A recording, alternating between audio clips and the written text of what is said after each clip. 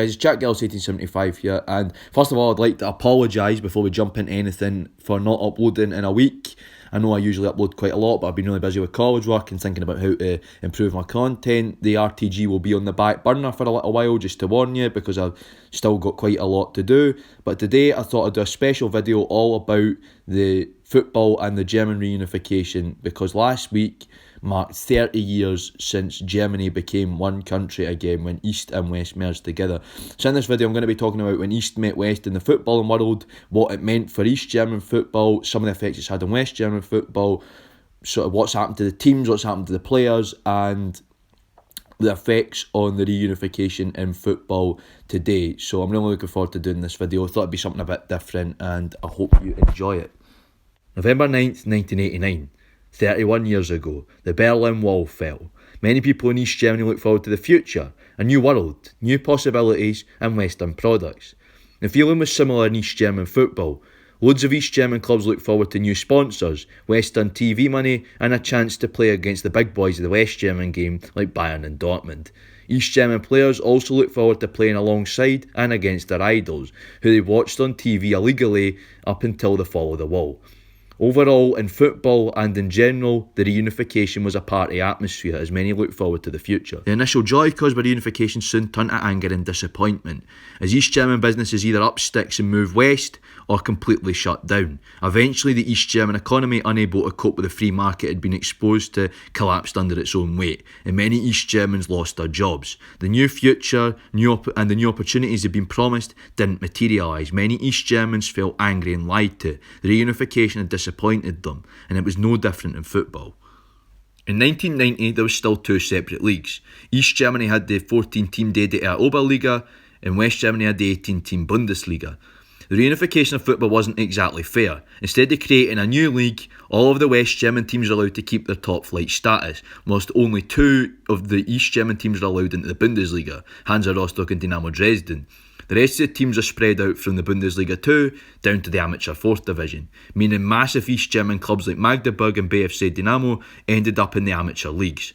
And these problems are still felt today in German football, as many East German teams weren't exactly given a fair start. All the big East German teams struggled to make it in a united German setup. Hansa Rostock, the last ever DDR Oberliga champions who were admitted to the new Bundesliga, didn't exactly do well. They struggled, never came above mid-table, and now find themselves in the Dritte Liga, Germany's third division. Record East German champions BFC Dynamo now find themselves in the amateur 4th division. The only East German team to win a European Cup, the Erste FC Magdeburg, who won the Cup Winners' Cup in 1974, also find themselves in the 3 Liga. Another former East German European powerhouse, Lokomotiv Leipzig, find themselves in the amateur 4th division and have occasionally dipped their toes into the 5th and 6th divisions. East Germany's most recognisable footballing name and their second most successful team, Dynamo Dresden, now find themselves in the 3 Liga after being relegated from the Bundesliga 2 last season. 30 years on, it's clear to see that football and reunification haven't exactly got on well with each other. But could things have turned out differently? In 1989, the state of the East German game was a good one, and many East German teams are performing well. In 1989, Dynamo Dresden had reached the UEFA Cup semi-final, putting out Stuttgart. BFC Dynamo had performed well in the Cup Winners' Cup, nearly putting out Arsene Wenger's Monaco. Karl Marxstadt shocked people as underdogs of the tournament as they got to the quarter-final, putting out an impressive Boa Vista side along the way. And the GDR national team were well on their way to qualifying for the 1990 World Cup. In an impressive qualification campaign, they beat Olympic champions the Soviet Union. So, if East German teams did so well, where did it all go so horribly wrong? Like I was talking about earlier on in the video, the way the leagues were merged wasn't exactly fair, and many East German clubs found themselves tossed into the lower divisions. These East German clubs tossed into lower divisions have struggled even today, finding themselves crashing further down the footballing pyramid. Only a handful of East German teams tossed into lower divisions have ever reached the Bundesliga or Bundesliga 2, and even then they've struggled and just went right back down to where they come from. This has also had untold financial impacts, but focusing on the financial impact of the reunification of football is what I'm going to cover next.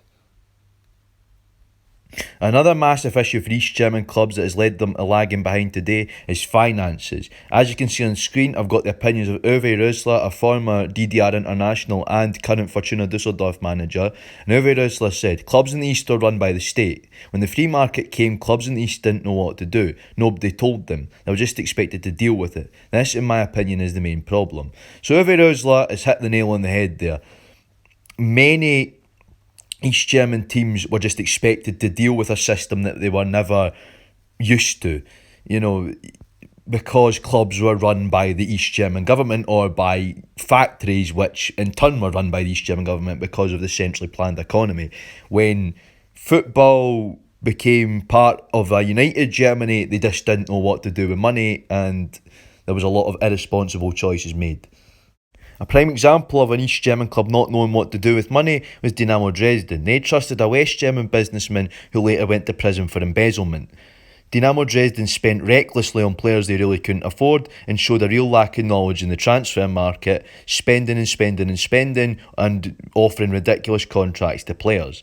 This meant that Dynamo Dresden soon racked up millions of debt, and when they got relegated from the Bundesliga, they were approximately 530,000 marks in the red, which translates to about €1 million today.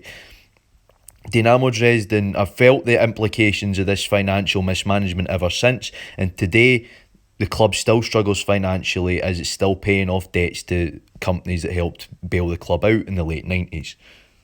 Small clubs like Stefan Freund's old club Stahl Brandenburg found themselves in even more trouble after reunification. Stahl Brandenburg struggled to stay afloat in the Bundesliga too, and eventually in the late 90s they got relegated. This relegation had untold impacts for Stahl Brandenburg as they eventually went bust. The club reformed as BSV Stahl Brandenburg and have never been above the 6th division in their history. Stahl Brandenburg before this, during the DDR Oberliga, were a solid mid-table outfit, just showing how bad the financial impacts of reunification in football were. Another issue for a lot of East German clubs is lack of investment. We have Michael Kulmer here, who was a businessman born in the West. He actually invested in East German football. He rescued Union Berlin from bankruptcy back in the day, and he said when the East German economy opened up, no one over here thought about football. People were more interested in real estate or buying up assets. Football was really an afterthought for most companies. The other issue was the fact many East German clubs couldn't find sponsors. East German companies couldn't afford it, and West German companies didn't want to risk losing money if clubs folded or got relegated. And that is what the issue was. Many East German clubs just could not find investment. They couldn't find sponsors, and West German businessmen were not interested in football. They were interested in buying up assets from factories or buying up apartments to rent out. So many East German clubs just could not find the investment, and that is why they're lagging behind. Even today, a lot of East German clubs just struggle in terms of investment. Another massive problem for East German clubs was the fact that many of their players started getting poached by Western clubs. This man here, Rainer Kallmann, the famous Bayer Leverkusen manager, became notorious for poaching East German players and would go to East German League and Cup games to see what players he'd bring over next. Rainer Kallmann arranged the first East-West deal only a month after the wall came down when he signed Andreas Thom from BFC Dynamo. Eastern clubs just could not afford to keep their players, and many left on free transfers due to the fact that East German football was amateur, so players didn't get paid and didn't have set contracts. Many Western clubs offered players ridiculous contracts, knowing that it would be enough to tempt them over because they didn't get much money in the East.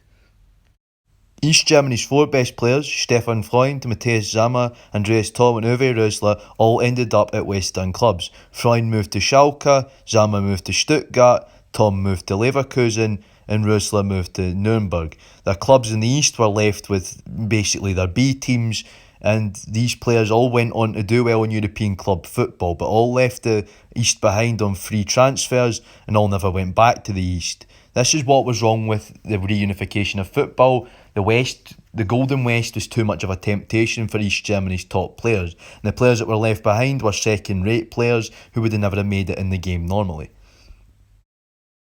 Living and playing in the West didn't turn out to be the dream that many East German players thought it would be. Stefan Freund, a very famous East German player who ended up being a Dortmund and Tottenham legend, had this to say about when he first moved to the West. Living in the West and playing in the West wasn't easy. Over here, people looked out for one another and you were part of the collective. If you had issues, the collective would protect you and help you. In the West, you had to fend for yourself. That was something I wasn't used to.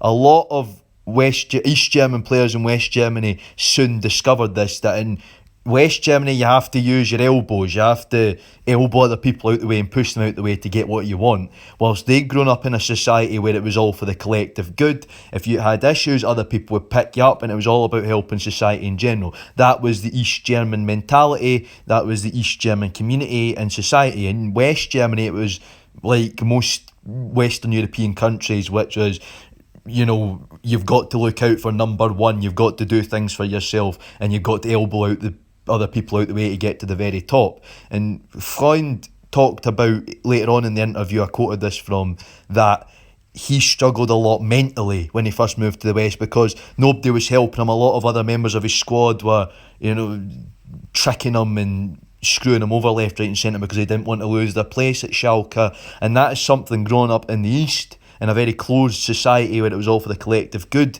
that Freund wasn't used to. And this happened to a lot of East German players in the West, and it wasn't what they were expecting at all. A point I brought up earlier is a lot of East German clubs could not afford or couldn't compete with Western clubs to have their players, big players, so they couldn't afford to keep them or they just couldn't give in to their demands. And Uwe Rösler talks about this in his interview. This is what he had to say. A lot of clubs over here weren't compensated properly when players moved. This was due to the fact football over here was amateur. You had to make a living elsewhere, so many players didn't have proper contracts, making it easy for Western clubs to poach them. A lot of players that went over to the West had issues with drugs and drink because over here you didn't get paid much playing football unless you played for one of the Dynamo clubs.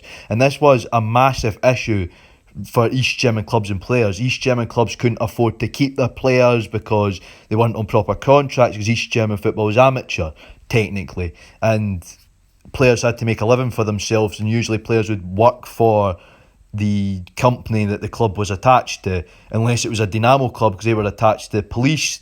They usually came from police families or the club paid them quite a lot of money. But if you played for a club outside Dynamo Dresden or BFC Dynamo, it's usually the fact that you weren't used to that much money, and a lot of players turned to drinks and drugs because they weren't used to that amount of money, and what Eastern clubs were not paid properly to rebuild, and that is something that caused a lot of issues, and even today I think is probably still causing problems.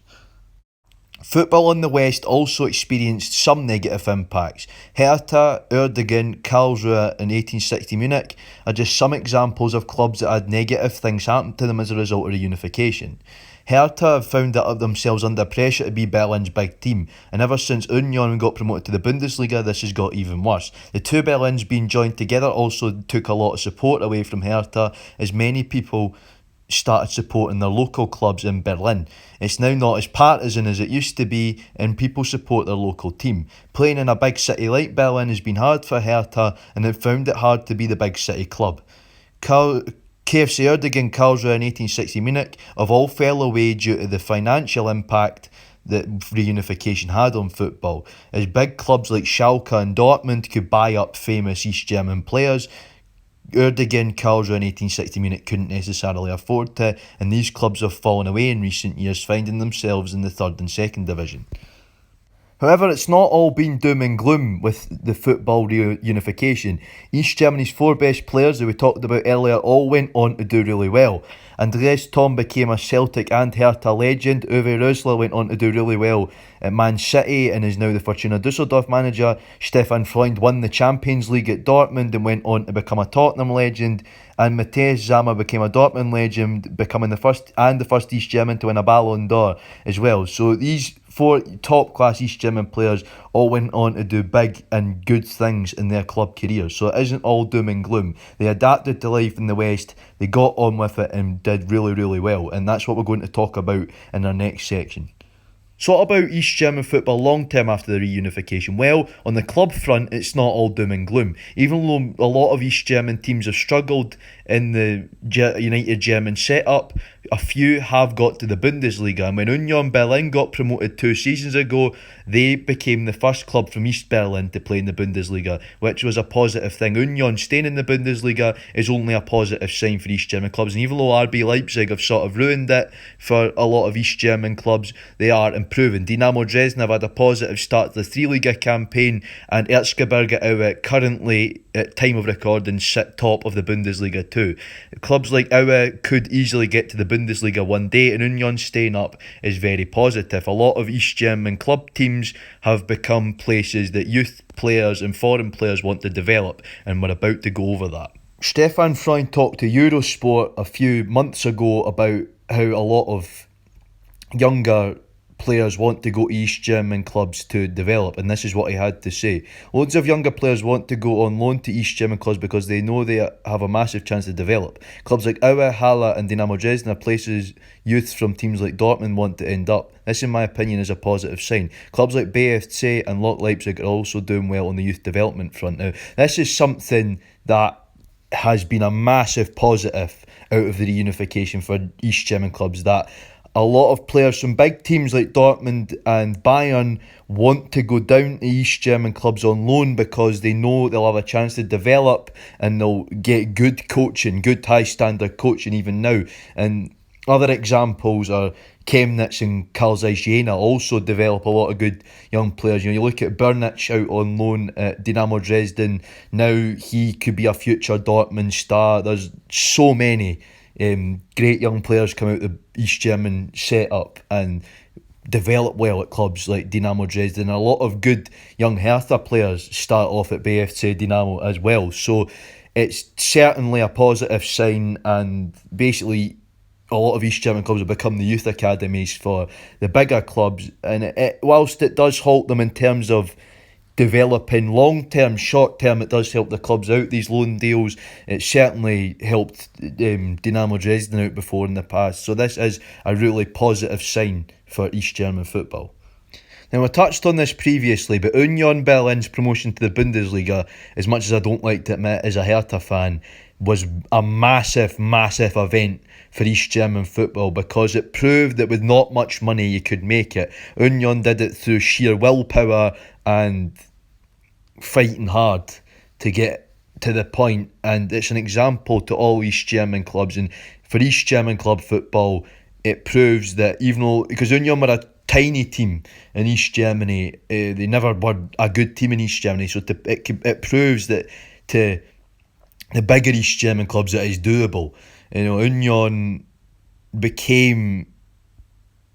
have had a tough past, and like I said, I'm not going to talk too highly of them because I'm a Hertha fan, but they did get to that point, and begrudgingly I'm saying this, it's an amazing feat, and it's good for East German football. It proves that if a minnow of East German football like Union can do it, then big clubs like Dynamo Dresden can do it somewhere down the line eventually as well. And Union proved they could do it through sheer willpower.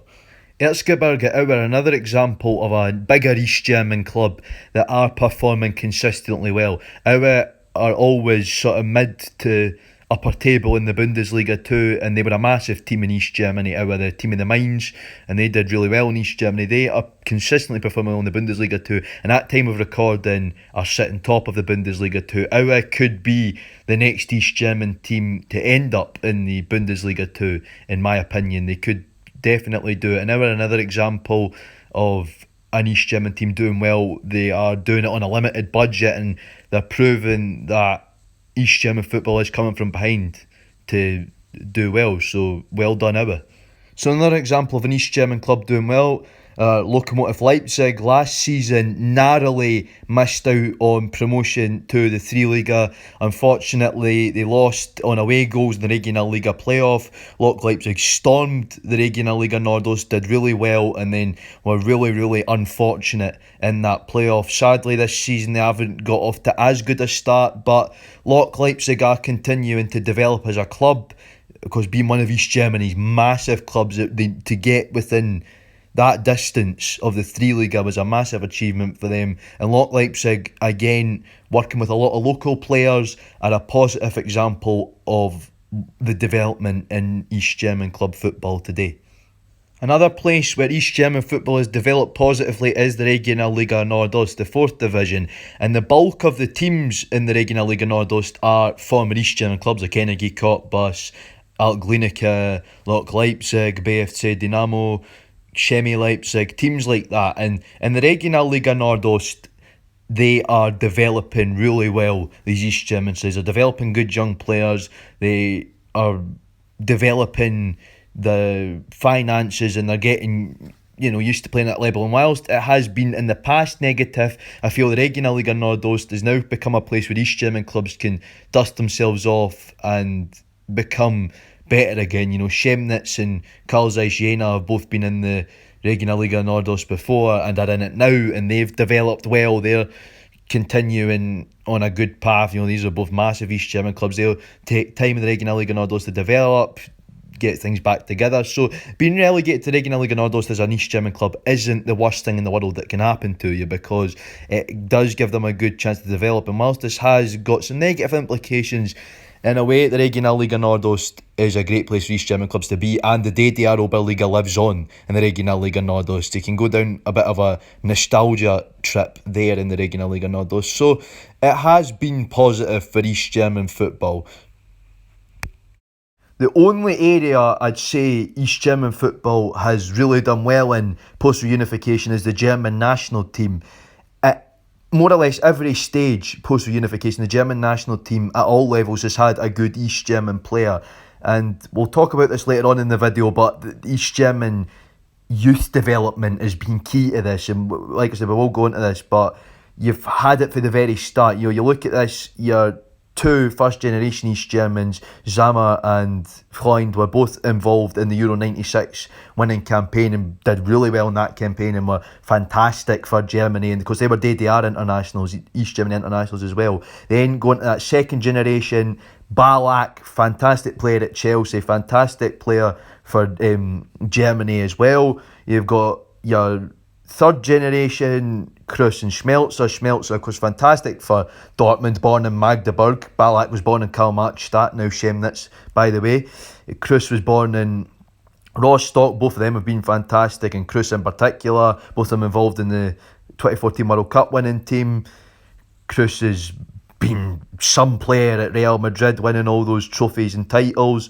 And then you go into your new generation of young East German players, which again I'll go on about in the next section, youth development. But Jordan Turunariga is one to really watch out for. I'm not being biased because he's a Hertaner. Really, Jordan Turunariga, also born in Chemnitz, formerly Karl-Marx-Stadt. Must be something about the water down there that makes good footballers. But Jordan Turunariga has been fantastic. Great young player, future of Germany's defence, I think.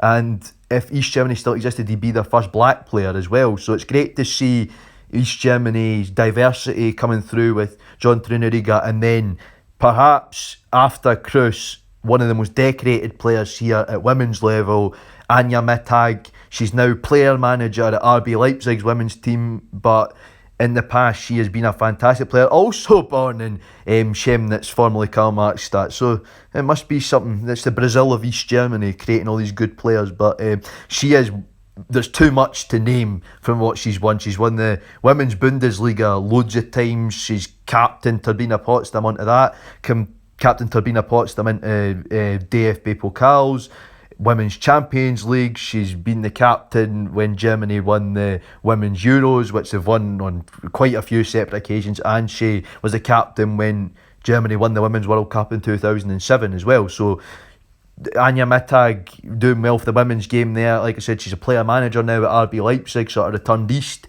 and she is doing a fantastic job and she's a fantastic player. All of these players have been fantastic, proving that East Germany can create good players still. So now we're going to go and talk about youth development a bit more.